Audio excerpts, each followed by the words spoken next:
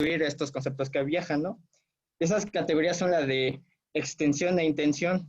A la primera, él la describe como el conjunto de cosas a las que se le puede aplicar, mientras que la intención va a ser las propiedades que tienen que tener las cosas a que se le aplique la palabra. Y entonces estas dos ideas de extensión e intención van a tener una relación de tal tipo que se distinguen tres niveles de abstracción. El primero que es universal, el medio que es general y el nivel más bajo de abstracción que es el ideográfico. Entonces, el nivel universal es el que tiene extensión pero menor intención, y en el nivel ideográfico, que es el más bajo, es todo lo contrario. Tiene más intención y menos extensión. Ok. ¿Y podrías ponernos un ejemplo A de un ver, concepto universal y de un concepto más particular?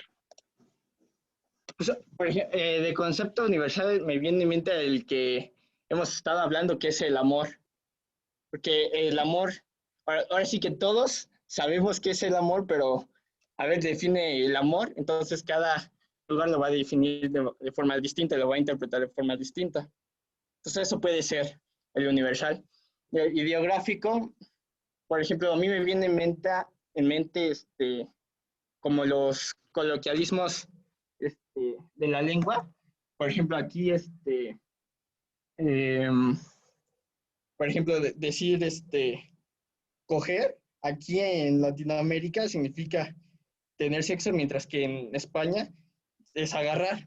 Entonces aquí sí ya es muy específico del lugar. Ok, ok, ok. Muy bien. Pues sí, ¿no? O sea, la idea de Sartori es, digamos, tratar de explicar cómo hay ciertos elementos, más bien ciertos conceptos que van a tratar de explicar cuestiones mucho más abstractas y que aún así son universales empíricos, ¿eh? Ojo ahí. O sea, no se trata de universales, por ejemplo, filosóficos, que muy bien Sartori dice que no nos sirven, ¿no? Sí son universales, tienen un nivel de abstracción alto, pero no son universales filosóficos, sino universales empíricos. ¿A qué se refiere esta cuestión de universales empíricos?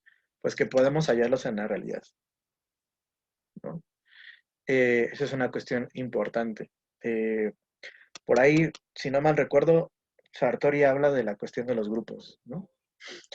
El concepto de grupo es un universal empírico, ¿no? Sabemos que hay grupos, que existen grupos, podemos señalarlos, etcétera, pero ya a la hora de irse mucho más específicamente, pues entonces vamos bajando en la escala de abstracción, que ahorita vamos a discutir sobre ella, para definirlos de forma más particular, ¿no? Grupos de presión, por ejemplo, sería una forma de definir grupos de una forma mucho más particular. Entonces, bueno, esto es un poco lo que trata de decirnos Sartori, ¿no? En la lectura. El compañero Adrián Martínez, por favor.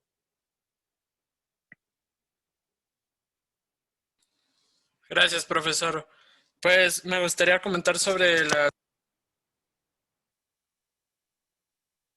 Te cortaste, compañero, no te estamos escuchando.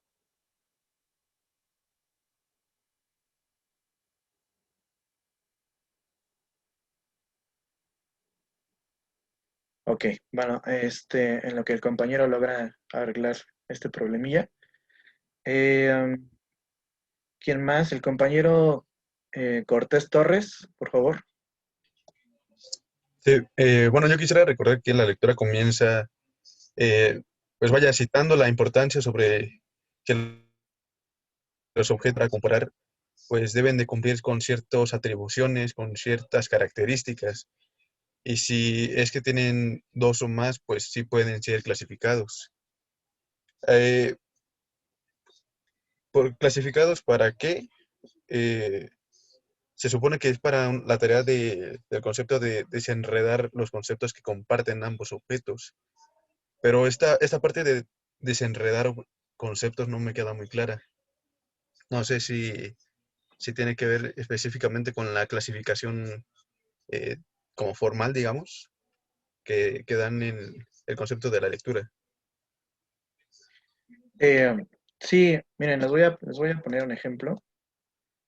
Se los voy a compartir ahorita aquí por la pantalla para que quede un poquito más claro, o sea, cómo se pueden ir, digamos, deshilando, por decirlo de alguna forma, toda esta construcción de los conceptos, ¿no? ¿Ustedes conocen la taxonomía de Bloom? ¿No? Bueno, a ver, entonces las voy a poner.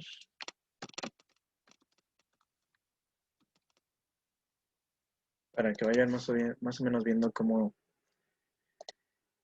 es esto. Profe, perdón que Ajá, interrumpa. dime. Esa no es la que va familia, orden, subespecie y así, ¿no? ¿O es otra? Esa es otra. Esta taxonomía de Bloom es más bien aplicada a la cuestión pedagógica, a la cuestión del Ah, aprendizaje. Ahorita la vemos. por el nombre me sonó más como a de clase de biología. Sí, no, espérame tantito. Es que estoy buscando una taxonomía que se vea porque todas salen súper chiquitas. Ah, a ver. A ver esta.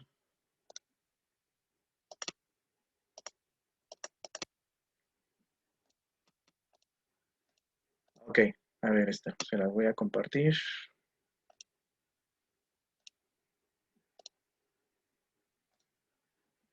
Ok, ¿ya todos lo ven?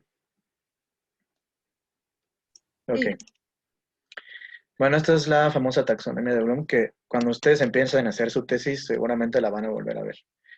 Entonces, bueno, no está mal que se la vayan quedando en la mente. Eh, bueno, si ustedes se dan cuenta, aquí hay a partir de un universal, digamos de un concepto universal, que son las que vienen aquí arriba. Recordar, comprender, aplicar, analizar, evaluar, crear. Vienen a su vez luego otros conceptos que son mucho más particulares, pero que se relacionan con ese universal, ¿no? Por ejemplo, en la cuestión de recordar, eh, viene aquí, por ejemplo, elegir, observar, mostrar, copiar, omitir, deletrear, definir, rastrear, afirmar, decir, cuándo, duplicar, citar, repetir, qué, leer, relacionar, nombrar, etcétera, ¿no? Digamos, todas estas actividades se relacionan con la cuestión de recordar, ¿no? Pero, digamos, a un nivel abstracto menor. Lo mismo sucede aquí con comprender, ¿no? O sea, para comprender, pues tendríamos que preguntar, tendríamos que esquematizar, generalizar, predecir, clasificar, dar ejemplos, comparar, relacionar, etcétera, ¿no? Por otro lado, la cuestión, por ejemplo, de aplicar, ¿no? ¿Qué quiere decir aplicar? Usar en una nueva situación, ¿no? Resolver problemas mediante la aplicación de conocimiento. Entonces, para aplicar, pues tendríamos que actuar, emplear, practicar, identificar, seleccionar, agrupar, calcular, elegir, resumir, entrevistar, planear, desarrollar, etcétera, ¿no? Y de hecho también, otra cosa que tiene la taxonomía de Bloom es que no solamente va de arriba hacia abajo, sino que también aumenta aquí la cuestión de las formas de conocimiento, ¿no? La forma de conocimiento más rudimentaria, en este caso, por ejemplo, es la de recordar, ¿no? Son procesos, dice aquí, cognitivos de orden inferior y van a procesos cognitivos de orden superior, ¿no? Recordar es el más inferior, luego comprender, luego aplicar, luego analizar sería como va aumentando, luego evaluar, crear, ¿no? Ya sería el nivel cognitivo pues más superior de todos. Entonces, no sé si así se puede quedar un poco más claro esta cuestión, ¿no? O sea, imagínense que esto es la escala de abstracción de la que habla Sartori, ¿no? Que podemos ir de abajo hacia arriba, podemos ir de arriba hacia abajo, ¿no? A eso un poco se refiere con esta cuestión de ir desenrollando los conceptos, ¿no? Irlos haciendo mucho, mucho más específicos cada vez, de tal manera que puedan explicarnos cuestiones más particulares, ¿no? Pero podemos empezar de arriba hacia abajo o podemos empezar de abajo hacia arriba también, ¿no? Eh, Dependiendo el enfoque que nosotros apliquemos, ¿no? Pero bueno, ahorita profundizaremos un poco más en esa cuestión. Ok, bueno, también estaba la compañera Fanny Torres, por favor. Buenas tardes, profe. Hola, buenas tardes. Pues, bueno, siguiendo con la lectura, una de las cosas que ya había mencionado mi compañero es que nuevamente nos vuelve a reiterar la importancia y la heterogeneidad al momento de clasificar. Y nos pone aquí como un poco el ejemplo de que a los cuantitativistas no les importa la heterogeneidad y no se preocupan por definir lo comparable. Y pues esto como consecuencia nos puede traer pues datos erróneos, pues simplemente no, o sea, el seguimiento de no comparar algo que se tiene que comparar con una misma clase, pues no nos va a arrojar un buen, digamos, resultado. Y creo que va con el ejemplo que nos pone de los datos estadísticos.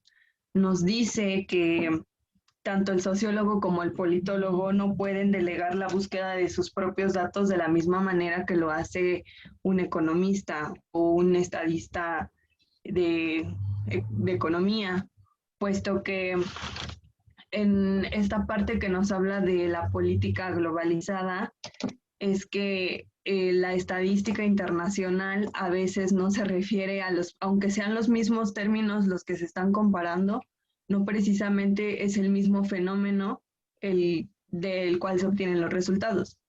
Entonces, más o menos yo como que engloso esto con lo que había dicho de cuando no les importa la heterogeneidad o la homogeneidad. Entonces, pues esa sería como, digamos, la consecuencia de, ¿no? Y pues nos habla que los conceptos de las ciencias sociales son esto que llaman los contenedores de datos y pues pueden a veces resultar confusos y ambiguos o falsos, dependiendo de. Entonces, creo que ahí va mi participación. Perfecto, muchas gracias. Sí, esta cuestión de que los conceptos finalmente son nuestros contenedores de datos, ¿no? Son los que vamos a utilizar para acercarnos a la realidad, que bueno, ya es lo que hemos estado discutiendo desde el principio, ¿no? De la materia. Eh, y que además esta cuestión de la heterogeneidad y la homogeneidad que mencionas, pues es importante, ¿no? Porque nosotros podemos, por ejemplo, hablar de sistema político o de sistemas políticos como un término universal empírico, pero que no explica la heterogeneidad de los sistemas políticos como tales, porque no todos los sistemas políticos son iguales, ¿no? Hay sistemas políticos presidenciales, semipresidenciales y parlamentarios, pero además es que no todos los sistemas parlamentarios, presidenciales o semipresidenciales son iguales. Entonces ahí es cuando vamos bajando y vamos bajando y vamos bajando hasta poder ir observando y poder ir delimitando nuevas conceptualizaciones que nos permitan entender la realidad, la heterogeneidad de la propia realidad, ¿no? Y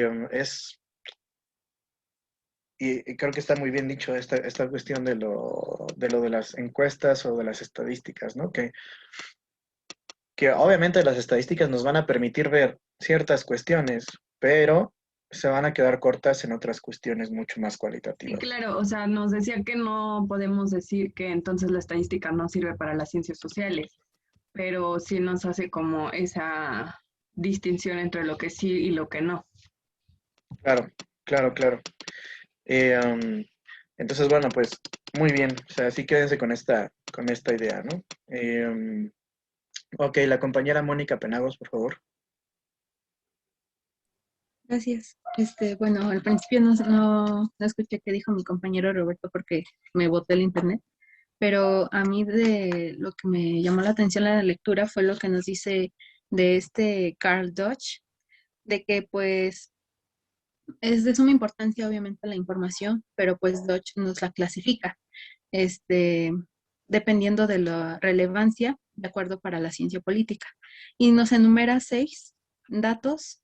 El primero de ellos son los estadísticos, como los censos. El segundo es la opinión y actitud, o sea, como entrevistas directas.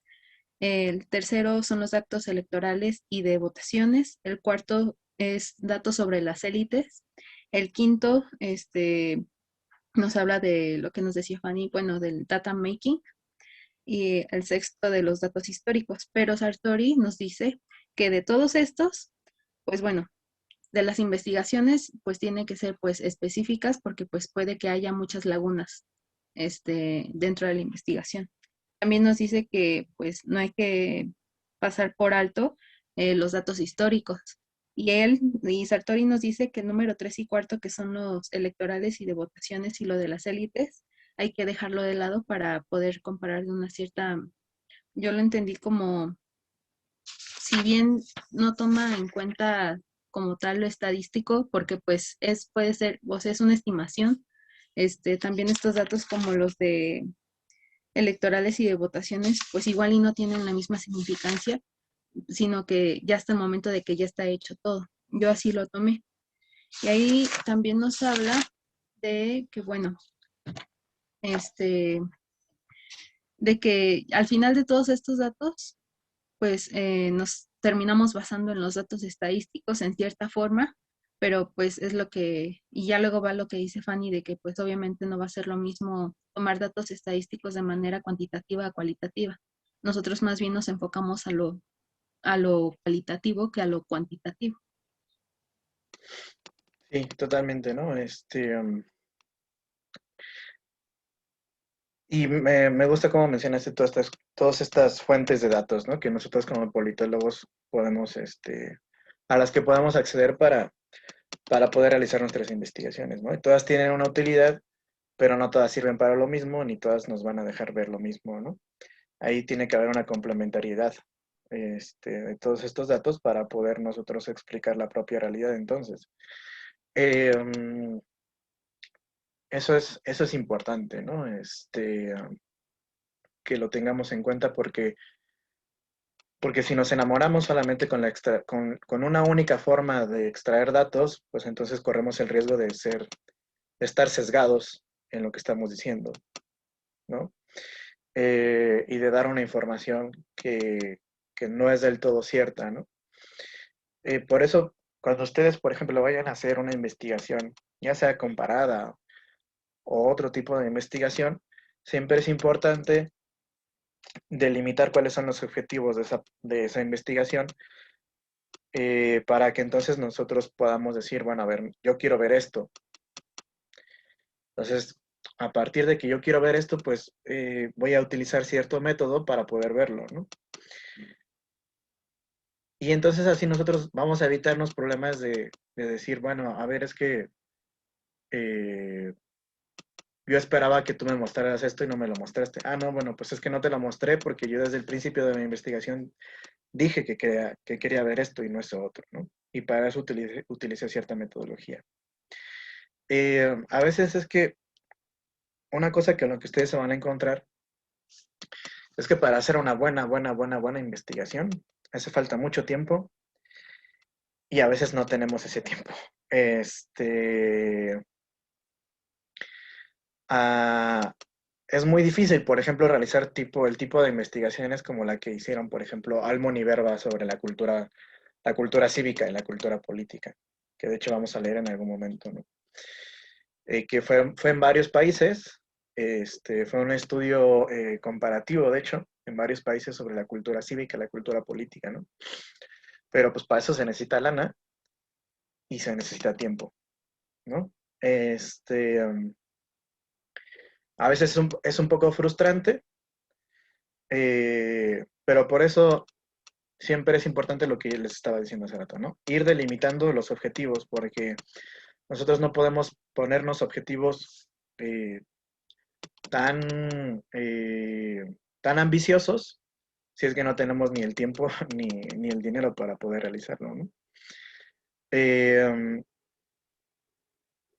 Cuando ustedes vayan a hacer, por ejemplo, su protocolo de investigación para la tesis, pues a ustedes les van a pedir que vayan delimitando su objeto de estudio. Y al principio, ustedes van a querer o van a proponer un objeto de estudio muy amplio, y eso es normal. Con la ayuda de su tutor, ustedes van a ir delimitándolo y van a ir construyendo un objeto de estudio al que ustedes sí puedan acceder con el tiempo que tienen para hacer una tesis, ¿no?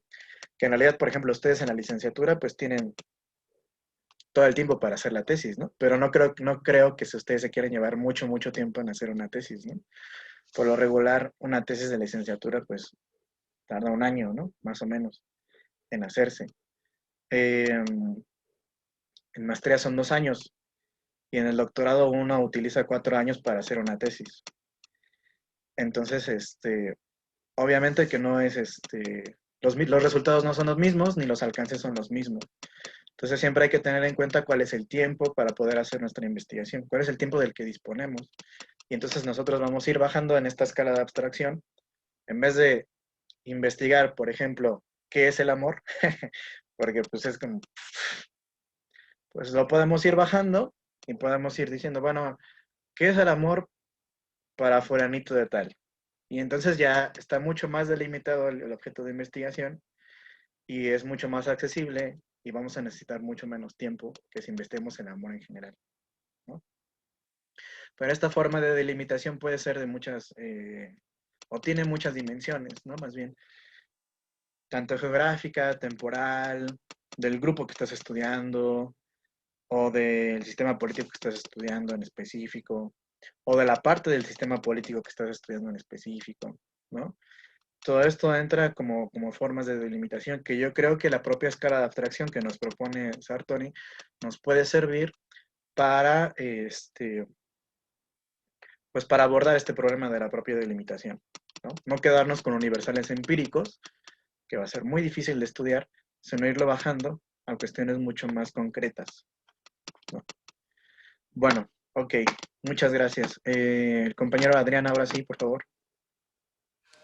Gracias, profesor. Bueno, a mí me gustaría destacar algo que me pareció sumamente interesante de esta lectura, lo que habla de pues los sistemas ya computacionales aplicados en la estadística, en las ciencias sociales y pues como pues yo considero que esta lectura cae en el momento perfecto ahorita por todo lo que pues vivimos al inicio de la pandemia y pues todo el desarrollo en las ciencias de la computación que se está haciendo ahorita. Y pues me gustaría, aquí únicamente habla de que pues la computarización es toda la recolección de información cuantitativa. Y pues se habla de pues, tiempos pasados como hace alrededor de unos 30 años. Y pues sería muy interesante que volviese a estudiarse esta perspectiva porque, bueno, la computadora hoy en día simplemente, pues ya comienzan a surgir las inteligencias artificiales, o no tan avanzadas, pero pues ya hay inteligencias artificiales que te pueden ganar en juegos de estrategia, juegos de azar, etcétera, etcétera. Y pues sería muy interesante que, pues conforme va avanzando ahorita todo en el futuro, y creo que todos lo estamos percibiendo simplemente con el Big Data, los anuncios de Facebook, YouTube, Twitter, etcétera, que simplemente a base de la información que tú das, que no es una información que pueda considerarse cuantitativa, pues ellos mismos empiezan a hacer predicciones, recomendaciones de videos, contenidos, series, servicios, etcétera, y pues es algo, híjole, no sé cómo describir algo que en la política sería fascinante y ya ha sido utilizado, pues en lo de Trump, pero pues también estaría muy padre ver cómo ya una inteligencia en un futuro se pueda desenvolver en la política. Sería muy interesante. Bueno, lo que ya está sucediendo es la cuestión de los algoritmos, ¿no? Que funcionan dentro de la red digital, ¿no? De Internet, que tiene que ver con toda esta cuestión que ya decías, ¿no?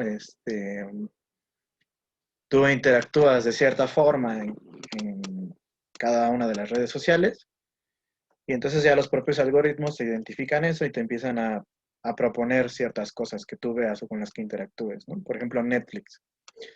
Ves una serie histórica, ¿no? Por ejemplo, hay una serie nueva que salió ahí que se llama El Cid o una cosa así, que es sobre el Cid campeador. Y tú lo ves y ya terminas de ver la serie o la sigues viendo y te empiezan a salir otras recomendaciones, ¿no? De series que a lo mejor te gustarían. Y son series que se parecen a la del Cid, ¿no? Incluso te ponen, porque viste tal serie, te recomendamos ver esto, ¿no? Y esa es la cuestión de los algoritmos. O sea, es decir, que parece que los algoritmos ya están ejerciendo una forma de poder en cada uno de nosotros, ¿no? Lo que vemos, lo que no podemos ver, o lo que deberíamos elegir para ver, ¿no? En el caso de Netflix. O, por ejemplo, también, bueno, yo sigo a varios youtubers porque, bueno, me late mucho estar en YouTube y sigo a varios youtubers y de todo, ¿no? No a Wherever ni esos cuates, ¿no? Youtubers que hablan, no sé, de ciencia o cosas así, ¿no? O sea, hay un youtuber que tiene un canal que se llama Datum Blog, es español, y habla sobre física y cuestiones así, ¿no? Súper interesantes. Y ayer estaba pasando bueno, ayer subí un video muy interesante sobre precisamente la cuestión de los algoritmos en YouTube, ¿no? Y cómo los creadores de YouTube se pelean con este algoritmo para que tengan ciertas visualizaciones en YouTube, ¿no? Entonces lo que tienen que hacer estos creadores de contenido en YouTube es, por ejemplo, poner un título súper atrayente, así como de Einstein se equivocó, ¿no? O rollos así, para que entonces el algoritmo de YouTube te pueda recomendarte, ¿no? A las personas que les interesa ver, por ejemplo, sí, tipo así, ¿no? No creas lo que el profe Nahum dijo, ¿no? Y entonces todo el mundo entra a verlo porque, no mames, pues, qué pedo, o sea, la cagó, en qué la cagó, yo quiero ver, ¿no? Por puro morbo. Entonces, eso es lo que te recomienda YouTube. Entonces, estos creadores tienen que jugar con estas cuestiones, ¿no? Pues lo que decía este cuate era que iban a empezar a buscar nuevas plataformas para empezar a compartir su contenido, plataformas propias, ¿no? A partir de las cuales no tengan que pelearse con este tipo de algoritmos, ¿no? Porque finalmente YouTube, pues, y esto, por ejemplo, a los que les interese meterse a la cuestión de muy marxista de si somos explotados a través también de las redes sociodigitales, pues sí, también. También hay una plusvalía que se genera en los propios creadores de contenido en Internet, ¿no? Por ejemplo. Tiene que ver con, se me fue el nombre, economía política de la comunicación, se llaman, ¿no?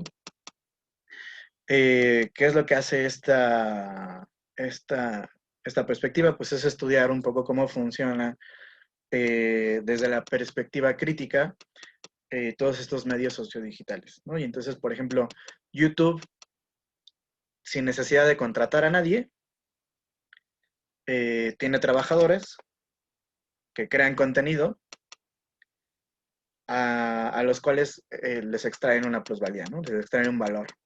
Entonces tú subes un video en YouTube y si lo ve mucha gente, pues entonces YouTube va a empezar a pasar comerciales. Y de esos comerciales YouTube va a sacar dinero, ¿no? Una partecita, una porcioncita, te la darán a ti, casi nada, pero la mayor parte se lo va a quedar YouTube, ¿no? Y así funcionan otras plataformas también, ¿no? Sobre todo con los datos que nosotros vamos dejando.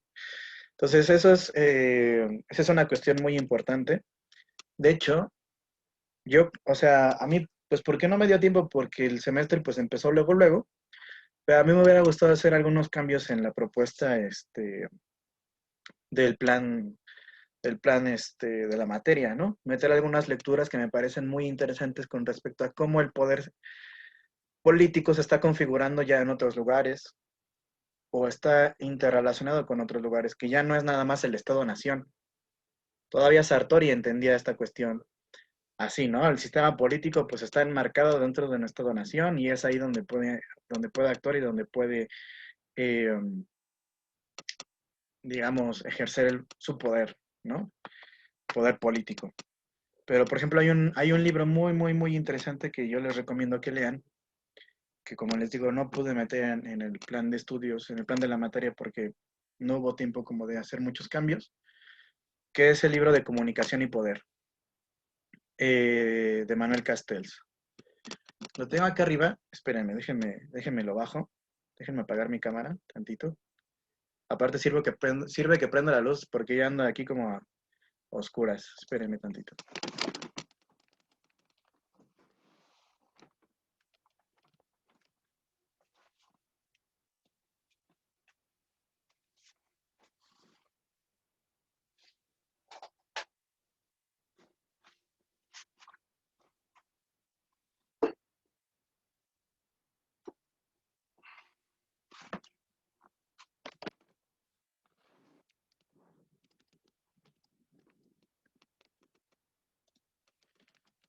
Ok, bueno, ya, creo que ya me veo mejor, ¿no? Ya no me veía.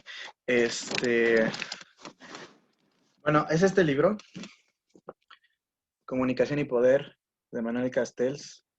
Esta es la versión barata, de 400 pesos, porque hay una versión más cara que cuesta casi 1000 pesos, que es del Fondo de Cultura Económica. Entonces, esta es la versión de pobres que tengo yo.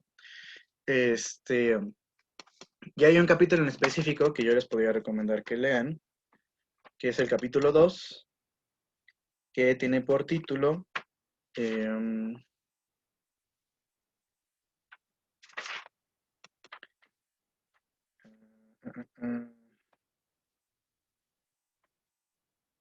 es cierto, es el capítulo 1, que se llama El poder en la sociedad en red, ¿no? Aquí un poco lo que propone Sartori.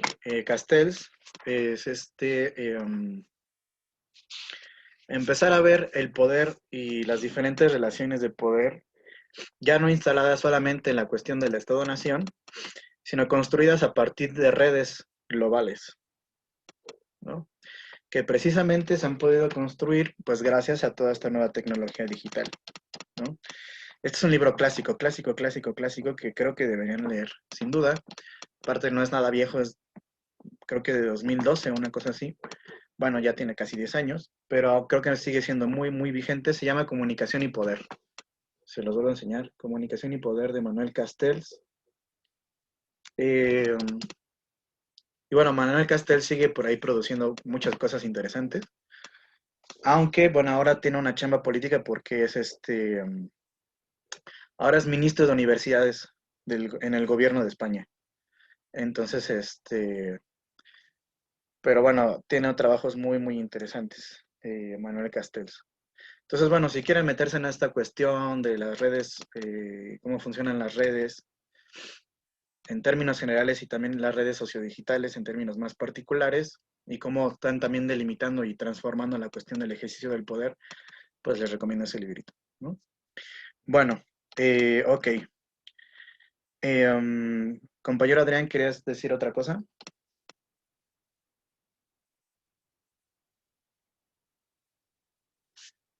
¿No? Ok. Bueno, ¿alguien más tiene alguna otra cuestión? ¿Alguna otra participación? ¿Alguna otra reflexión? Sí, compañero Ulises, adelante. Bueno, muy breve. Ahora desde que inició el tema de la pandemia, ya hace casi un año, pues aprovechando el tema del encierro y demás, me postulé para varios trabajos de lo llamado home office. Pues la verdad es que me abrumó en cierto aspecto la forma en la que ya se mueve la información de cada usuario, ¿no? Por ejemplo, te llegaba información de todo, ¿no? Información de dirección, de cuentas y demás. Pero pues al no tener un contacto físico, pues la seguridad que te puede dar el uso de este tipo de información, ¿no? Prácticamente yo para la empresa era un total desconocido.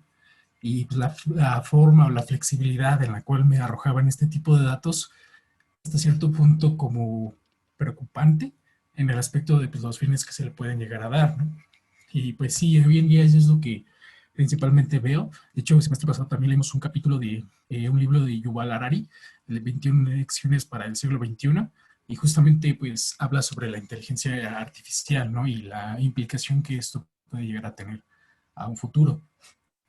Justo en la Semana de la Ciencia Política, me parece fue el semestre pasado también, eh, hubo alguna que otra conferencia, la verdad fueron muy pocas. Yo siento que no es un tema que todavía forme parte de una priorización aquí en México, pero yo sí siento que es algo pues fundamental, ¿no? En el aspecto de cómo esto va a poder implicar la inteligencia artificial, cómo va a relegar a muchísimas personas.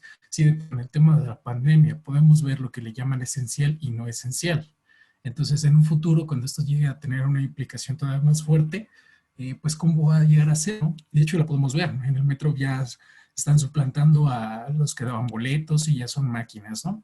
Se pretende que también algunos bancos ya operen únicamente con equipo tecnológico. Entonces, yo sí siento que es como importante dedicar al, ajá, como dice el compañero, ¿no? El ludismo. Bueno, el, el aspecto en cuanto a dar esta atención, en cuanto a la inteligencia artificial, que pues cómo se va a poder transformar nuestro entorno y pues no únicamente en condiciones materiales, ¿no? Sino también yo creo que políticas e ideológicas.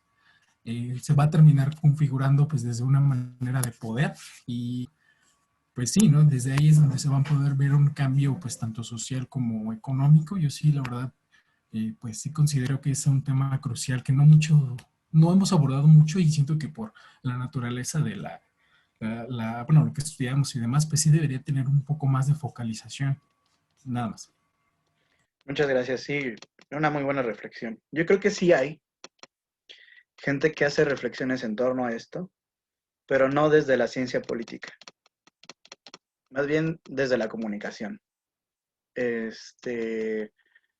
Métanse a lo que se hace en la Facultad de Ciencias Políticas en torno a este tipo de cuestiones desde la perspectiva de la comunicación. Hay mucha gente allá de comunicación política también.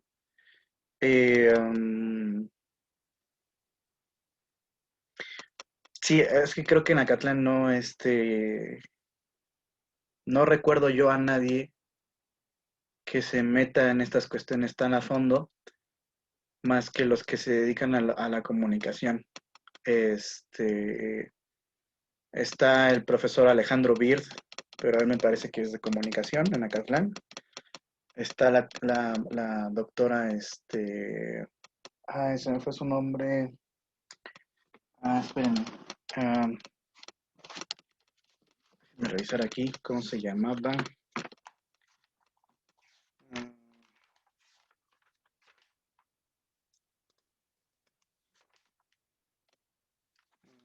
Ay. A ver, déjenme buscar aquí en el Google.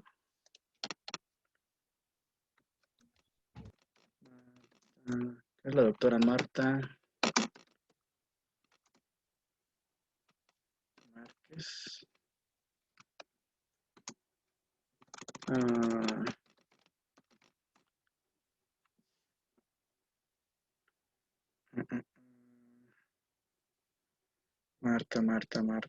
Marta Alicia.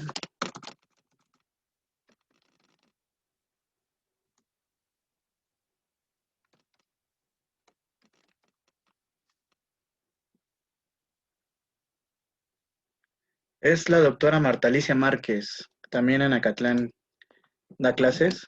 Les puedo recomendar también otros profesores de la Facultad de Ciencias Políticas, el doctor Felipe Meneroni. ¿Quién más anda en esta cuestión de la comunicación política? La doctora Carola García Calderón. Ella fue mi tutora en la maestría y ahora, de hecho, ella es la directora de la Facultad de Ciencias Políticas. Bueno, son algunos nombres, hay muchos más. Lo que tiene la Facultad de Ciencias Políticas es que es enorme, entonces hay un montón de profesores. Entonces, bueno, pueden ustedes ir escarbando estas cuestiones allá, ¿no? Entonces, bueno, esto por la reflexión que hacía el compañero Ulises, ¿no? O sea, que sí parece que nosotros los politólogos nos estamos quedando un poco atrás en la reflexión en torno a esto, pero deberíamos de empezar ya a ver cómo estas cuestiones eh, están teniendo una importancia en la cuestión política, ¿no? No en la cuestión de las relaciones de poder en sí, porque a nosotros no nos interesa la cuestión de las relaciones de poder en sí, sino las relaciones de poder político, ¿no? En cuestión de relaciones de poder sí está muy abordado, pero en las cuestiones de relaciones de poder político y las implicaciones tecnológicas nuevas, no hay tanto. Por ejemplo, está la cuestión de la tecnopolítica, que esa la aborda César Augusto Cano, se llama Augusto Cano.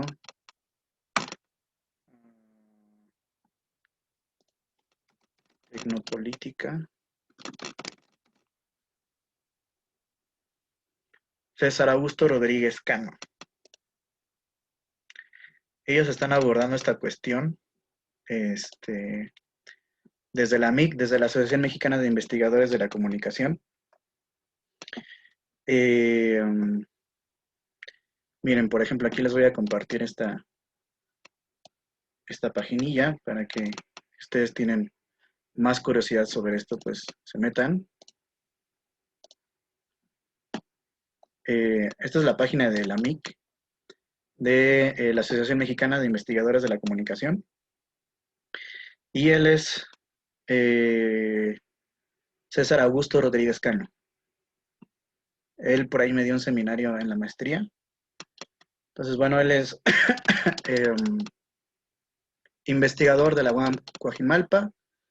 Y bueno, aquí viene un poco de las cuestiones en las que se mete, ¿no? Por ejemplo, escribió este librito de la expansión de lo público, indagaciones tecnopolíticas de la sociedad conectada, ¿no? Entonces está muy metida en la cuestión de la opinión pública, la cultura digital, la tecnopolítica y métodos de investigación en entornos digitales, ¿no? Por ejemplo, la cuestión de la etnografía digital, muy interesante también. Pues él anda metido en esta cuestión y bueno, es muy bueno, es un tipo muy bueno.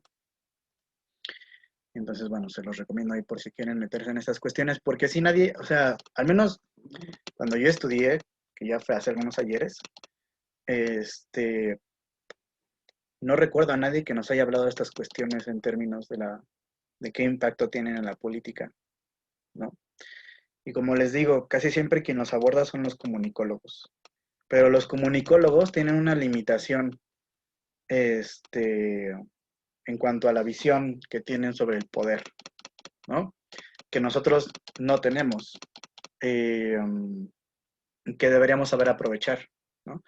Por lo regular, por ejemplo, cuando yo empecé a hacer mi tesis de la maestría, casi siempre lo que me decían era, qué bueno que eres politólogo, porque mi maestría fue en comunicación, ¿no? Pero me decían, qué bueno que eres politólogo, porque los comunicólogos casi siempre se quedan en el puro análisis del discurso, ¿no? Yo quería hacer un análisis del discurso, pero me interesaba también la cuestión de las relaciones del poder construidas a partir del propio discurso, ¿no? Del poder político. Y creo que mi raíz politológica me dejó ver esas otras cuestiones, porque los comunicólogos casi siempre se quedan en el puro análisis, es decir, ¿qué significa esta palabra? ¿Qué quiso decir aquí? ¿Qué quiso decir allá? Vamos a interpretarlo, pero no lo llevan más allá al contexto en el que se da este discurso, ¿no?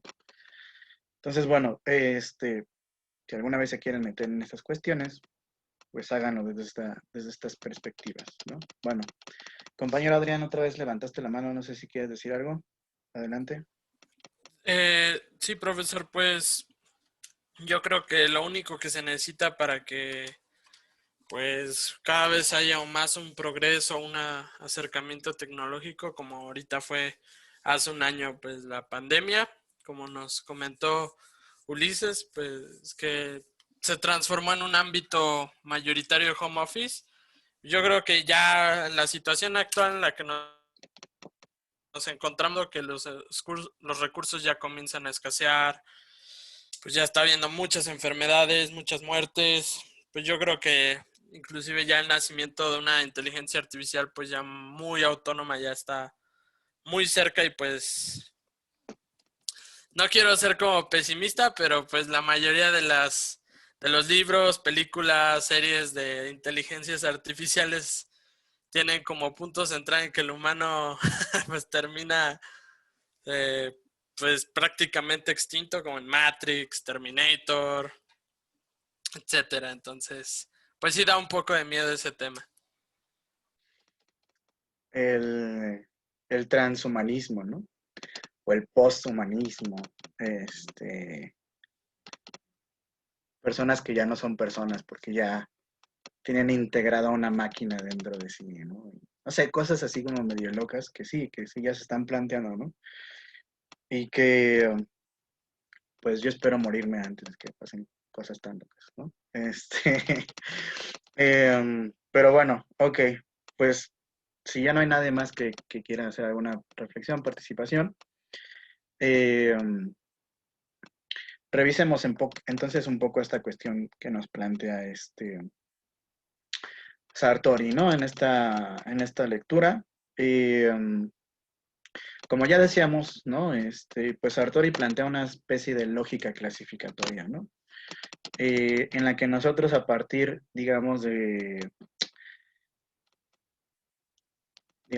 maniobras exhaustivas, nos vayan llevando a cuestiones mucho más particulares, ¿no?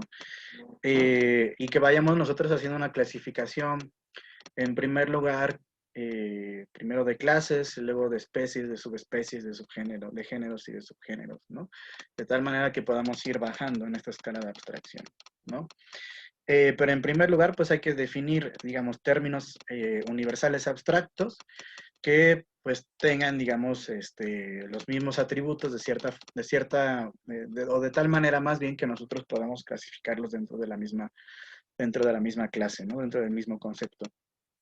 Entonces de lo que se trata es de ir descomponiendo, ¿no? Hacia abajo cada uno de estos conceptos, ¿no? Lo que les decía la clase pasada, ¿no? De aquellas personas que tienen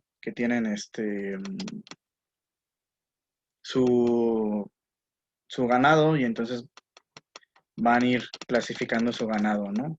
Lo van a ir dividiendo y lo van haciendo cada vez más particular y van diciendo, bueno, a ver, este tiene esto, este tiene otros atributos, este tiene esto, ¿no? Y entonces ustedes van haciendo su clasificación, suponiendo que tienen ganado, ¿no? A lo mejor no tienen ganado, pero suponiendo, ¿no? Entonces, va un poco de esta cuestión, ¿no? Pero entonces, lo que dice Sartori es que hay que tomar en cuenta que la nueva política comparada, pues es una política comparada que tiene que ver con lo global, ¿no? Entonces ya no solamente vamos a analizar la cuestión occidental, sino también otras dimensiones geográficas que no entraban en los conceptos clásicos, ¿no? Pero también habla de esta cuestión de la entrada, dice él, de elaboradores electrónicos, ¿no? Y casi como una premonición, dice, corremos el riesgo de vernos inundados y hasta superados por aluviones de cifras incontrolables, ¿no? Y bueno, ahí le hablan a los que les gusta hacer Big Data. A mí me parece que es una cuestión súper clara en este término, ¿no? Entonces, recordemos lo pasado, ¿no? Lo que vimos la lectura pasada, que necesariamente necesitamos un sistema teórico que nos permita construir contenedores de datos, es decir, conceptos que sean, pues que no sean útiles, ¿no? En este sentido, pues, dice Sartori, la teoría y la investigación son dos caras de la misma moneda. ¿Por qué? Porque cuando uno va a hacer investigación necesariamente necesita de una teoría para acercarse a la realidad, ¿no? A veces yo me peleo con una persona que dice que no, que la teoría, que no sirve, que no sé qué, que lo práctico, ¿no? Pues son lugares comunes, ¿no? En la que muchas personas caen, pero es que nosotros no podemos acercarnos a la realidad sin teoría. Todo, absolutamente todo necesita de una teoría. Incluso nuestra propia realidad, de nuestra vida cotidiana, nosotros usamos una teoría para acercarnos a ella. Utilizamos ya de ciertos conceptos, o de ciertos, si quieren, en términos weberianos, de ciertos tipos ideales. Por ejemplo, una forma clara de ver esto, de que nosotros utilicemos teoría en nuestras vidas cotidianas, aunque a lo mejor ahora no tanto porque estamos encerrados, no tanto en el sentido de este ejemplo que les voy a poner, pero imagínense que ustedes van a Acatlán, ¿no? Y supongamos que ustedes tienen que tomar transporte público para ir a Acatlán, ¿no? A menos que vivan muy cerca, pero casi siempre, pues, la mayoría de nosotros tenemos que tomar transporte público para ir a Acatlán, ¿no? Entonces se suben al camión, se suben a la combi, a lo que se suban, para ir a Acatlán. Y entonces, de repente, se sube un tipo así, no sé, con una playera de la América, con una gorra así hacia atrás, ¿no? Con con una especie como de bolsita, ¿no? Así que trae aquí al lado. Y usted dice, no mames, va a saltar este cabrón, ¿no? Pues esa es una forma de acercarnos a la realidad teóricamente, ¿no? Porque no sabemos si esa persona realmente va a saltar o no va a saltar, pero nosotros ya tenemos diríamos, el prejuicio de cierto tipo de personas, ¿no? Un prejuicio es un juicio a priori, un juicio anterior, ¿no? Y toda teoría es eso, es un juicio anterior, ¿no? A partir de los cuales nosotros nos acercamos a la realidad. Entonces, no sabemos si realmente nos va a saltar o no nos va a saltar. Pero por si las dudas nos bajamos, ¿no? O nos vamos hasta atrás, o no sé, hacemos otra cosa, ¿no? O cuando vamos caminando por la calle, igual de repente vemos que frente a nosotros se acerca una persona así, pues no nos vamos a quedar a investigar a ver si, no, pues qué mala onda, pues igual no va a saltar, mejor le hago la plática, ¿no? O sea, no lo hacemos, nos cambiamos de acera, nos pasamos al otro lado y seguimos nuestro camino, ¿no? Esa es una forma de acercarse a la realidad desde una perspectiva, desde un tipo ideal, ¿no? Es decir, el tipo ideal es esta construcción que no necesariamente es real, pero que nos permite tantear la realidad, que nos permite conocer la realidad. Esos son los tipos ideales, ¿no? Es lo mismo funciona con las teorías. Una teoría nosotros la vamos a aplicar a una cuestión real. A lo mejor esa teoría cuando ya la estamos aplicando vamos a ver que no funciona del todo y entonces nosotros ya vamos a proponer un cambio en esa teoría. Vamos a decir, bueno, esta teoría me acerqué a la realidad, pero resultó que no funcionaba del todo, entonces hice estos pequeños cambios para poder explicar mejor la realidad a partir de esa teoría, ¿no? Eso es lo que hacen en general los investigadores. Entonces, por eso me parece muy interesante lo que dice Sartori, ¿no? O sea, la teoría y la investigación son dos caras de la misma moneda, ¿no? Necesitamos teoría para poder hacer investigación. Y luego aquí hace la pregunta, ¿no? De cómo convertir un concepto en un recolector de hechos válido. Y aquí es donde dice esta cuestión, ¿no? Dice, cuanto menos es el poder discriminador de una categoría, tanto peor recoge la información. Y cuanto mayor es el poder discriminador de un recolector conceptual, tanto menor será la información obtenida. Es decir, si nosotros somos mucho más generales, somos mucho más universales, ese concepto va a recoger información de una forma un poco más sesgada.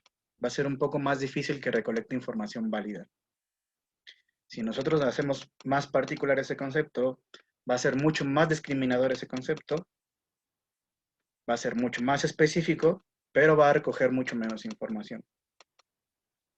precisamente porque va a ser mucho más específico, ¿no? Entonces, aquí es donde entra esta cuestión de los conceptos universales empíricos y conceptos que van bajando, ¿no? A través de lo que él denomina esta cuestión de la escala de abstracción, ¿no?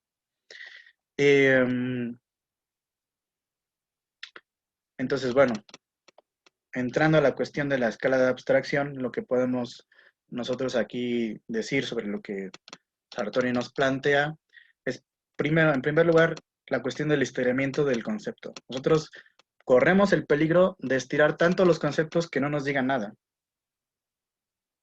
¿no? Y habla aquí Sartori de la noche hegeliana en la que todos los gatos son pardos, ¿no?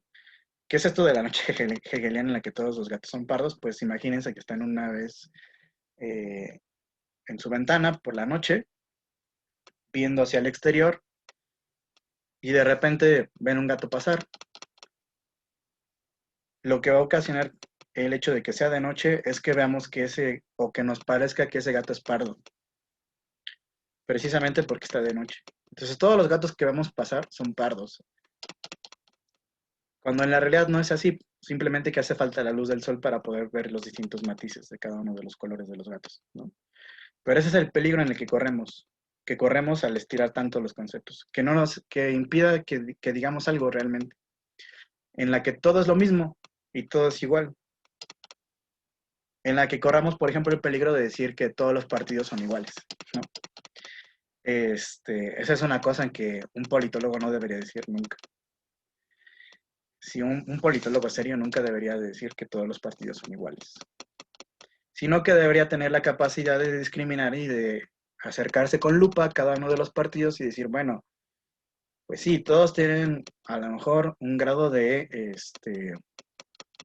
corrupción, pero esto diferencia a esto de este tal partido. Pero eso implica realmente una tarea discriminadora y una tarea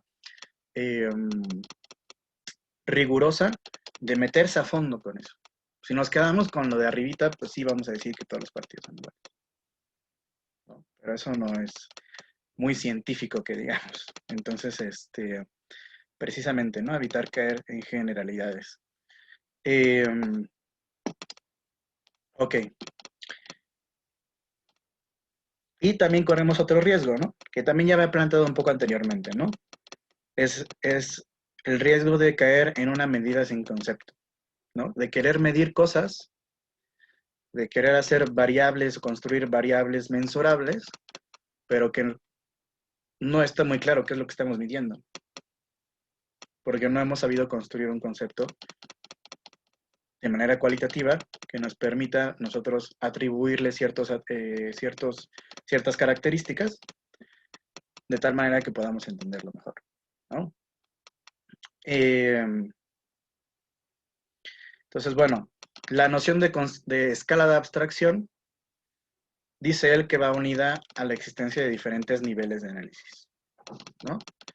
Dice, subiendo en esta escala tenemos que operar con términos de observación, extraídos de cosas observables, o extraídos por medio de inferencias de abstracción, ¿no? Observaciones directas o indirectas.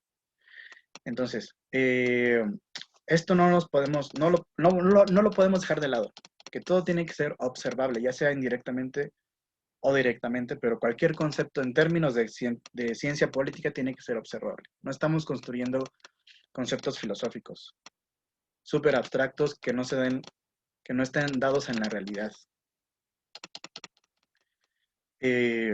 sino conceptos que podamos nosotros observar realmente, ¿no? Porque, por ejemplo, cuando ustedes hagan igual una investigación, ya sea de investigación comparada o cualquier otro tipo de investigación en su tesis o en otra investigación que ustedes vayan a hacer, a ustedes les van a pedir que construyan sus observables, que digan cuáles son los observables de esa investigación que ustedes quieren hacer. ¿Por qué? Porque si no, entonces van a hacer una investigación que no tiene nada que ver con ciencia social ni con ciencia política. Por ejemplo, un estudiante de filosofía, pues no, a él no le van a pedir observables. Porque un estudiante de filosofía solo trabaja con conceptos abstractos, y esas son sus herramientas de trabajo. Pero alguien que hace ciencia social tiene que trabajar con observables. Entonces, por ejemplo, si yo digo, quiero hacer una tesis sobre movimientos sociales, ok, ¿cuáles son tus observables? ¿Qué es lo que vas a ver en tu trabajo de investigación sobre movimientos sociales? Ah, no, bueno, pues el movimiento social del YOSE 132 y el movimiento social de los indignados en España. Ah, bueno, entonces ya estás definiendo cuáles son los observables empíricos, ¿no? Porque el mero concepto de movimiento social es universal y general. Necesitas bajarlo para poder, poder generar observables, ¿no? Por ejemplo, a ver, ¿alguien de ustedes ha hecho alguna vez algún trabajo de investigación, algún ensayo en el que hayan realizado, no sé, alguna pequeña investigación? ¿O tienen planeado algo así? ¿O alguno de ustedes ya tiene alguna idea de qué quiere hacer como tesis? Bueno, yo no tal cual algo así tan certero como la tesis, pero en una ocasión sí hice una investigación, un ensayo sobre la población penitenciaria en México, comparando algunos centros penitenciarios. Ok, ok. ¿Qué centros penitenciarios? Fueron básicamente los que están aquí en Ciudad de México, Reclusorio Norte, Sur, bueno, pues sí, los que están en periferias o cerca del Estado de México, Barrientos. Ok, pues esos ya son tus observables, ¿no? Y todavía puedes bajar más. ¿Por qué qué quisiste ver de cada uno de estos centros penitenciarios? ¿Qué es lo que viste de estos centros penitenciarios? Los índices tanto de reincidencia como tanto en la zona, cuáles son los crímenes, por así decirlo, más comunes por los que suelen remitir a a presos, a estas prisiones periféricas del Estado de México. O sea, los delitos, ¿no? En términos, digamos, más resumidos. Entonces, tu observable pues, son los delitos cometidos por los que la gente va a estos centros penitenciarios. Eso ya es un concepto súper particular, ¿no? De un nivel de abstracción mucho más bajo. Que simplemente quedarnos, por ejemplo, con quiero ver los centros penitenciarios. Ok, pero ¿qué de los centros penitenciarios? Porque de los centros penitenciarios puedes ver un montón de cosas, ¿no? Por ejemplo, puedes ver la seguridad al interior del centro penitenciario, puedes ver la forma en la que está organizado. Por ejemplo, Foucault hubiera hecho una investigación, o lo que hizo Foucault durante mucho tiempo fue investigar las cárceles y ver de qué manera estaba construida la disciplina dentro de las cárceles, ¿no? Por ejemplo, una maestra, me acuerdo que cuando yo estaba estudiando, a lo mejor a ustedes también les tocó la maestra Teresa Carballo, nos llevó allá a Barrientos, precisamente. Nos llevó a Barrientos y y bueno, pudimos ahí entrar y ver ahí pues cosas ahí medio feas, una cosa súper rara, bueno, no rara, más bien pues fea que pasó fue que pues iban muchas compañeras, ¿no?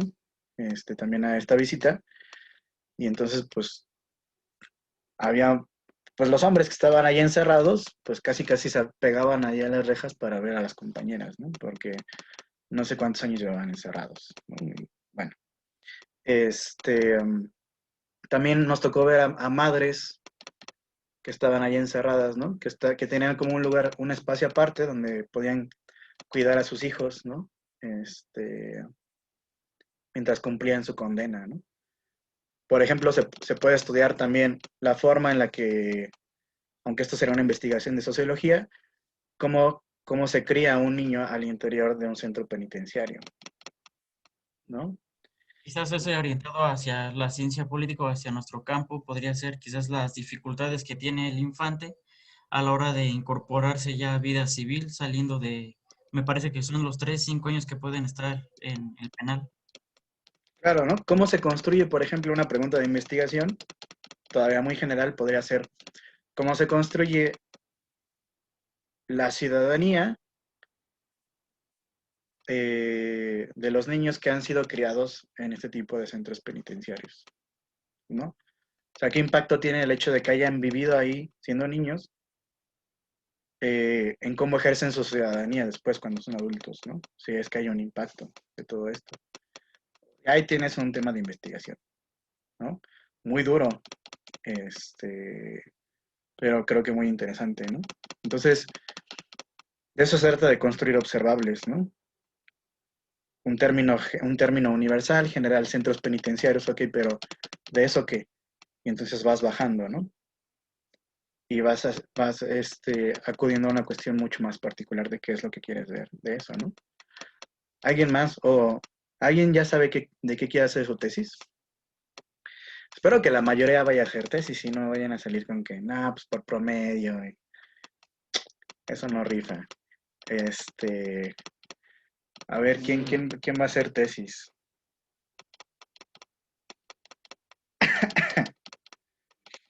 Nadie va a hacer tesis. ¿Cómo creen? Lo que hay, ¿no? Así, compañera Quetzalin, adelante. No, yo nada más quería decirle que sí, yo pienso hacer tesis, pero aún no tengo definido exactamente sobre qué. Solo lo único que he pensado es que lo quiero hacer sobre las comunidades indígenas respecto a las leyes que tienen, bueno, que los protegen más bien. Ok. Podemos hacer un ejercicio contigo entonces. Y podemos ir ayudándote a hacer tu tema de tesis si quieres. Perfecto. A ver, te pregunto. Comunidades indígenas. ¿Qué comunidades indígenas te interesarían? Ahí el problema, porque, bueno, he hecho investigaciones, pero todavía no decido qué comunidades, pero me gusta mucho la maya. Ok. Bueno, ahí ya estás empezando a hacer una delimitación geográfica, ¿no? El sureste del país, que es donde están las comunidades indígenas mayas, ¿no? Pero también hay un montón de comunidades indígenas mayas, tzotziles, bueno, ahorita se me fueron todas las clasificaciones de mayas que hay, ¿no? Pero hay un montón de comunidades mayas. Pero bueno, ahí ahora estás bajando un poquito más. ¿Y por qué las comunidades mayas?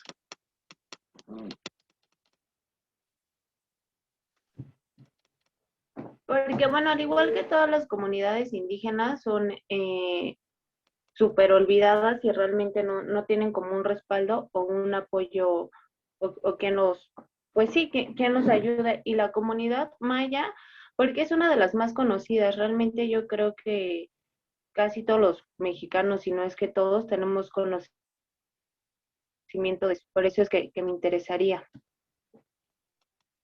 Ok. ¿Y alguna vez has ido a alguna de estas comunidades? No, nunca he ido, nunca he tenido la oportunidad de ir. Conozco a personas que forman parte de la comunidad, pero nunca he tenido la oportunidad de visitar una. Ok. Pues una forma como de ir también, porque finalmente un tema de investigación también se construye a partir de lo que a nosotros nos interesa investigar. Y esa es una cuestión nada científica. O sea, el hecho de elegir un tema de investigación no tiene nada de científico, porque uno elige un tema de investigación de acuerdo a sus preferencias subjetivas, ¿no?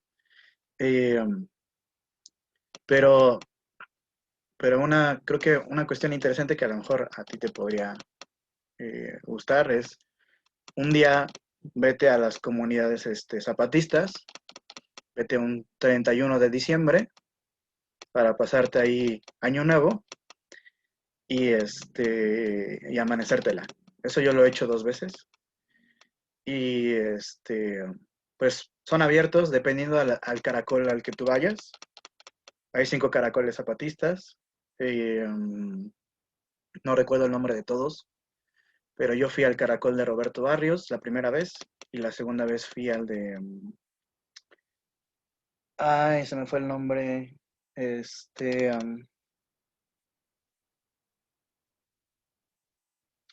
me fue.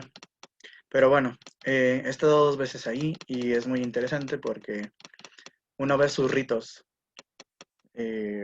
podríamos llamar o denominar ritos políticos, ¿no? Cómo festejan el Año Nuevo, porque para ellos es importante no solamente por ser Año Nuevo, sino porque ellos se levantaron un 1 de enero. Entonces no es nada más que empiece el Año Nuevo, sino que es un aniversario del levantamiento de los zapatistas, ¿no? Pero bueno, ahí esa es una opción. Supongo que tú entre tus conocidos tendrás otras opciones de otras comunidades. Pero es esta cuestión también muy personal de por qué nos interesan ciertas cuestiones, pues porque he vivido esto, porque he pasado esto, porque me atravesé alguna vez con este tipo de cosas, ¿no? Y entonces ahí es cuando nos empiezan a interesar ciertas cuestiones. La tarea es ir bajando esas cuestiones, ¿no? Ir convirtiéndolas en observables, ¿no? ¿Alguien más que tenga algún otro interés?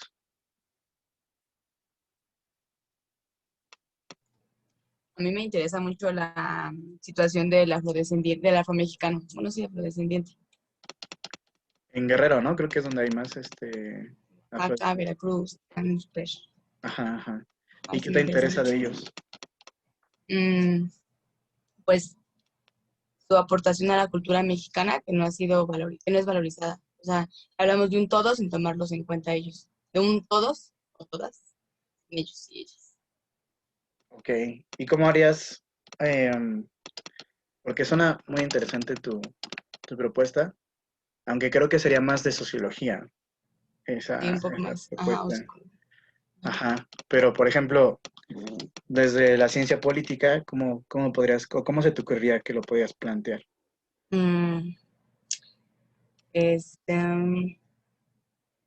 O como, bueno, yo no me acuerdo, pero es en Oaxaca y su organización política literal cambia mucho. O sea, simplemente por ser afrodescendientes cambia mucho su organización, en cómo se organizan, qué función tienen las mujeres. Es muy importante porque ahí las mujeres no es como en la que estamos diferente. Así que está en su organización política. Claro, eso está muy interesante, eso está muy, muy padre y yo creo que pues, deberías animarte a hacerlo.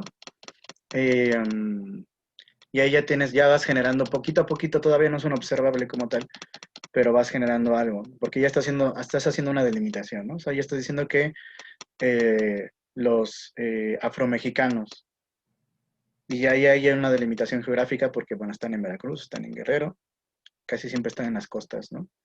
Entonces, ya hay una delimitación geográfica, y poquito a poquito, hasta que tú digas tal grupo, en tal lugar, durante este tiempo, me interesa estudiar, ¿no? Y ahí es donde ya uno va bajándolo, ¿no? Aterrizar. Bueno, por eso Sartori nos propone esta cuestión de las franjas de nivel de abstracción, ¿no? Que serían 3 franjas, ¿no? La franja de alto nivel de abstracción, la de nivel medio de abstracción y la de bajo nivel de abstracción, ¿no? En el alto nivel de abstracción, pues vamos a encontrar las categorías universales, que son universales porque se supone que son aplicables a todo lugar en términos geográficos y a todo tiempo en términos históricos, ¿no? Movimiento social, el concepto de movimiento social. Aplicable a todo lugar, en todos lugares hay un movimiento social o hay movimientos sociales. Y en todo tiempo se puede, bueno, más o menos en todo tiempo, aquí habría que sí delimitar, más o menos en todo tiempo ha habido movimientos sociales, ¿no? Más bien los movimientos sociales tienen una fecha de nacimiento, que es el siglo XIX, finales del siglo XIX, ¿no? Pero a partir de ahí, pues tienes todo ese tiempo para estudiar los movimientos sociales, que es durante el tiempo que han existido, ¿no? Nivel medio de abstracción, categorías generales, pero no tan abstractas ni tan universales, que son capaces de generalizar, pero que van destacando ciertas atribuciones, ciertas características y ciertas semejanzas particulares, ¿no? Va bajando aquí el nivel de abstracción. Y el bajo nivel de abstracción, que ya son definiciones contextuales, ¿no? Movimientos sociales, volvamos. Si lo queremos ir bajando al nivel bajo del nivel de abstracción, pues vamos a decir el movimiento social de las mujeres durante el 8 de marzo de 2021. Y está mucho más específico, ¿no? Porque ya estás delimitando geográficamente, temporalmente, a qué grupo te refieres, etcétera, etcétera, etcétera, ¿no? Bueno, ¿alguna duda con respecto a esto de la construcción o más bien de la escala de abstracción de los distintos niveles?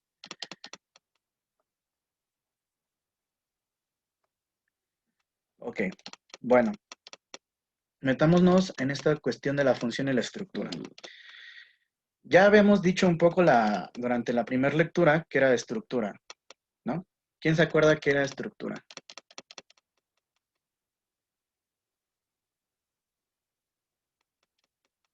A ver.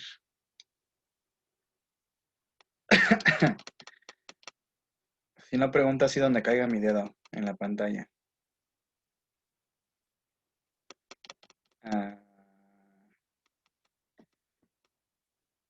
Bueno, a ver, alguien que no haya participado. ¿Quién veo por aquí? A ver, el compañero Javier. ¿Está presente?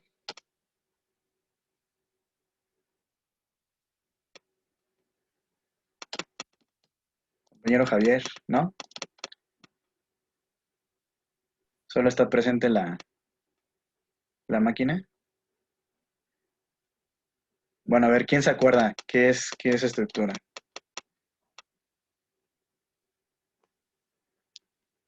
Bueno, acuérdense que el estructuralismo es esta cuestión o es esta perspectiva que pretende estudiar a la sociedad a partir de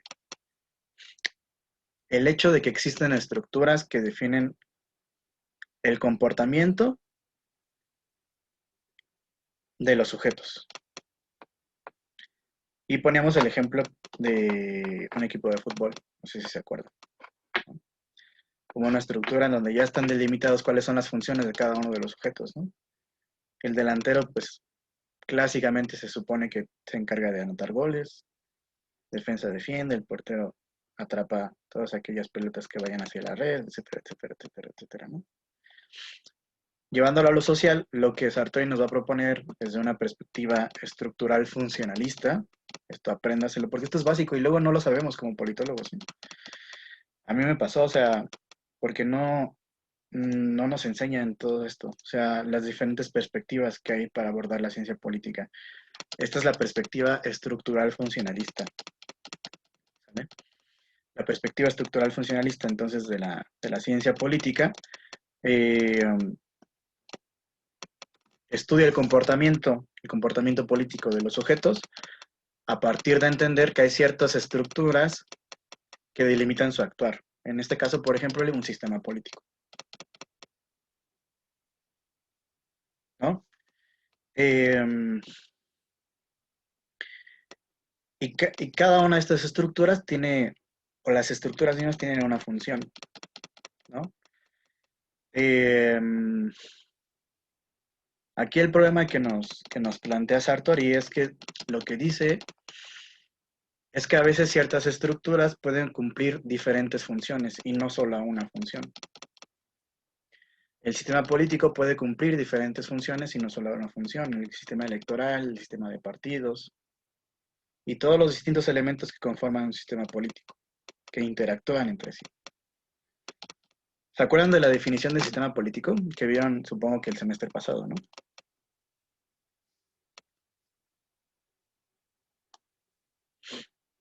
¿Quién se acuerda? Los voy a regresar al sistema político mexicano, ¿eh?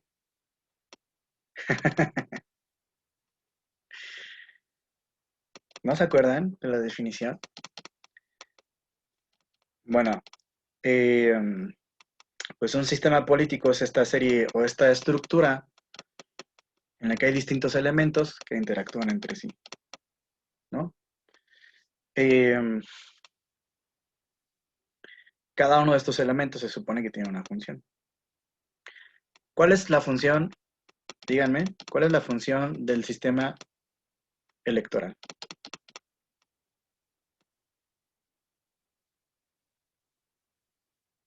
¿De qué se Elegir encarga a el sistema los electoral? representantes del gobierno.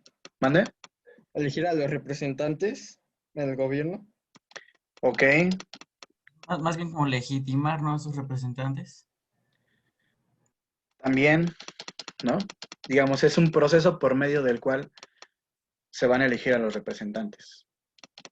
O nos permite estructurar ese proceso. O más bien estructura ese proceso por medio del cual nosotros vamos a elegir a nuestros representantes, ¿no? La legitimación más bien, aunque sí también tiene parte, pero más bien proviene de la cuestión democrática, ¿no? Entendemos que la democracia es la mejor forma de gobierno, o la menos peor, y entonces por eso le damos una legitimación a las elecciones, ¿no? Lo que dice Sartori es que a veces estas estructuras, estos elementos no cumplen con sus funciones que deberían cumplir o cumplen con otras funciones, además de la que se supone con la que deben cumplir, ¿no? Y Sartori nos dice, bueno, no, esto es una chorrada, esto no nos funciona de nada así, porque si nosotros partimos de la idea de que las estructuras cumplen diferentes funciones y pueden cumplir un montón de funciones, entonces no estamos diciendo absolutamente nada. Estamos diciendo que cualquiera puede hacer cualquier cosa. Y entonces no nos sirve de nada entonces así estudiar a las estructuras y a las funciones que cumplen. Tenemos, dice, que delimitar bien cuáles son las funciones de cada una de esas estructuras, aunque nos parezca que cumplen diferentes funciones o que están cumpliendo al contrario de lo que deberían cumplir. Si los dejas aquí, te los tiro a la basura. Bueno, por ahí se coló el micrófono de la compañera Fanny. ¿Qué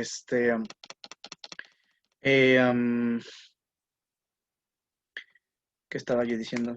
Se me fue la onda. Profe, ahí entraría los roles, ¿no? O sea, la delimitación dentro de la estructura. Exacto, exacto, ¿no? No confundir cuáles son los roles que cada una de estas, de los sujetos, o de los agentes, o de las estructuras, o que las estructuras mismas deben de tener, ¿no? Dice, si por ejemplo una estructura no cumple con su función, a lo mejor es que no es esa estructura que nosotros pensamos que es otra cosa, pero no es esa estructura. O sea, si el sistema electoral no cumple con su función de darnos un proceso por medio del cual sean elegidos o elijamos a nuestros representantes, entonces es que no es un sistema electoral, es otra cosa. Pero no está cumpliendo con esa función, ¿no? Por eso es importante entonces ir delimitando cuáles van a ser estas funciones que van a cumplir cada una de estas estructuras, ¿no? Por ejemplo, eso lo podemos relacionar con lo que es pues, la división del trabajo. Claro, claro.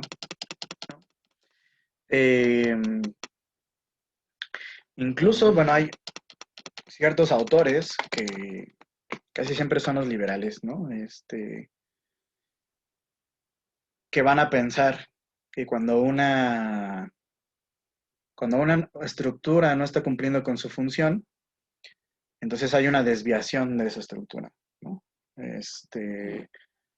Como que si a huevo tuviera que cumplir eso para poder ser democrático o para poder ser no sé qué cosa, ¿no? Por ejemplo, una desviación que los liberales del siglo, de los primeros años del siglo XX y finales del siglo XIX, se espantaban, pues era con el nacimiento de los movimientos sociales, porque decían, no, o sea, es que como que movimientos sociales, todo tiene que ir a través de los cauces institucionales que hay para poder, que la democracia se ha dado a sí misma para poder funcionar. Entonces, nada de movimientos sociales, nada de ir a manifestarse allá afuera y quemar cosas y eh, tirar vallas que están puestas alrededor de Palacio Nacional, etcétera, etcétera. Es que esos no son los cauces democráticos, ¿no? Pues eso es muy liberal y muy conservador. Por eso, por más que AMLO diga que es de izquierda, pues es bastante conservador el muchacho. Bueno, entonces eso era una cuestión que los liberales definían como una desviación, porque se salía de los cauces que se supone que las estructuras tenían que cumplir, ¿no? Por lo pronto, lo que vamos a ver con Sartori es el estructural funcionalismo, ¿no? Es decir, todos los cauces institucionales que las democracias liberales se han dado a sí mismas para funcionar. Después, conforme vayamos avanzando en el semestre, ya vamos a ver que esto ya no funciona del todo y que hay nuevos cauces democráticos que han surgido a lo largo del tiempo, que no por estar fuera de las propias instituciones y estructuras democráticas no quiere decir que no sean democráticas, como los movimientos sociales. ¿Vale? Pero por ahora quédense con esta idea de que Sartori es un estructural funcionalista y que lo que le gusta es estudiar todo súper cuadrado y que las instituciones deben funcionar así y asado, y San se acabó. ¿Vale? Ok, ¿alguna duda con respecto a todo esto? ¿Alguna reflexión? ¿Alguna otra pregunta? ¿Algo que quieran comentar? La compañera Mónica había levantado la mano, pero luego la bajó. No sé si quiere decir algo. Es que encontré una nota en la que pues ahorita va de la mano con lo último que dijo de que pues hay un versus, ¿no? O sea, un contra de roles contra estructura por lo mismo de que pues vamos evolucionando también, ¿no? Entonces estos roles se van rompiendo, entonces ya no van de la mano con las estructuras porque se van creando otras estructuras.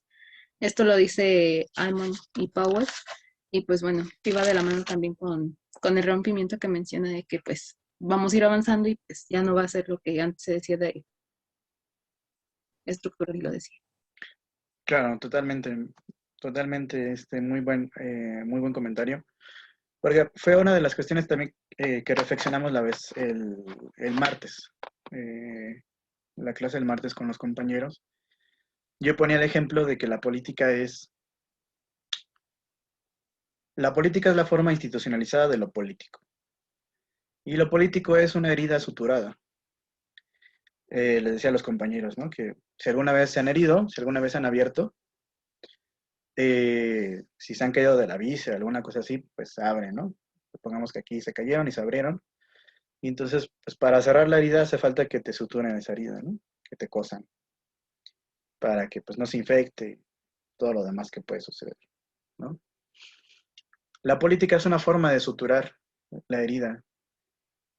El problema es que la herida nunca cierra del todo. Siempre se puede volver a abrir. Y ponía precisamente el ejemplo del movimiento feminista, ¿no? O sea, durante mucho tiempo se aceptó una estructura patriarcal. Estructura. Que decía cómo debían actuar las mujeres, tanto en casa como fuera de casa, tanto en lo privado como en lo público, ¿no? Pero en algún momento, pues esa política dejó de funcionar porque fue puesta en cuestión, es decir, fue abierta de nuevo esa herida, y ahora lo que tratan de hacer ustedes es volver a cerrarla a partir de otra forma de hacer política diferente y de entender no solo lo público, sino también lo privado que tiene que ver con la cuestión de la mujer, ¿no? Iba a ser un cierre contingente también. Contingente quiere decir que pues, va a durar un rato y después volver a abrir, porque así es la vida humana, porque así somos los seres humanos y porque así es la política y lo político. Nunca cierra. Si pudiera cerrar, si pudiéramos nosotros hacer una política que fuera de aquí para siempre, pues la política se acabaría. No habría más disputas, no habría más partidos políticos, no habría más propuestas diferentes, sino que todo ya estaría resuelto y viviríamos felices por siempre. Pero como somos incapaces de vivir felices por siempre, porque somos unos neuróticos, pues en términos políticos, eso quiere decir que se va a volver a poner en cuestión lo que vayamos a construir después, se va a volver a poner en cuestión en algún momento. Ese es el juego de la política, siempre se abre y se cierra. Por eso las estructuras sirven para un momento específico, pero se pueden volver a abrir, como ahorita decía la compañera Mónica, ¿no? ¿Querías decir otra cosa, compañera Mónica? Iba a poner el comentario, pero pues sí, o sea, somos un sistema político, todo el tiempo va a haber entradas y va a haber una reformulación y va a haber productos, entonces pues no se va a acabar. Claro, ¿no? E incluso el mismo sistema puede entrar en crisis si es que no responde a todas esas demandas de forma clara, ¿no? Y puede surgir un nuevo sistema político a partir de esa crisis, ¿no? Pero sí, totalmente de acuerdo. ¿Alguna otra reflexión, algún otro comentario que quieran decir, que quieran darnos?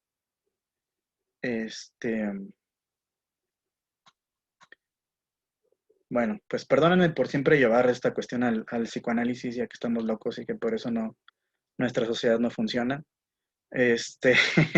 ni la política. Pero bueno, al final, fui alumno del profesor Rodolfo Jiménez, entonces no lo puedo evitar. Bueno, si no quieren decir ya ninguna otra cosa, si no tienen ningún otro comentario, otra duda, pues entonces hasta aquí le dejamos y continuamos la próxima semana con la lectura que sigue. Para empezar a reflexionar, que no sé cuál era, déjenme revisar. Acuérdense de poner que participaron en el chat, para que yo vaya registrando sus participaciones y no se me vaya a ir. Déjenme antes revisar cuál es la próxima lectura. Que no me acuerdo cuál es. Es la del método comparativo. ¿La de Aníbal? No. Sí. Ok. Ok, bueno, esa lectura está medio... ¿Seguros que es la de Aníbal? ¿No es la de Rajín? Sí, ¿no? Según yo es esa que hizo este profe, la construcción de la investigación social. Ajá. Sí, de las 177 a la 212. Ah, sí, no vi que se recorrió el calendario. Sí, acuérdense que como se recorrió el calendario, sigue la lectura de Rajín, entonces, para que no haya dudas, ¿no? Sigue, entonces se las digo para que no haya duda. Sigue la de Rajín, la construcción de la investigación social, introducción a los métodos y su diversidad. El uso de los métodos comparativos para estudiar la diversidad. Página 177 a la 212. ¿Sale? Bueno. Pues entonces, si ya me dejaron en el chat que participaron y todo esto, pues nos vemos el próximo martes. Que tengan un buen fin de semana. Pásenla chido. Cuídense mucho. Profe. Gracias. Bueno, que estén bien. Bye. Bye. Gracias, profe, igualmente. Descanse. Hasta luego.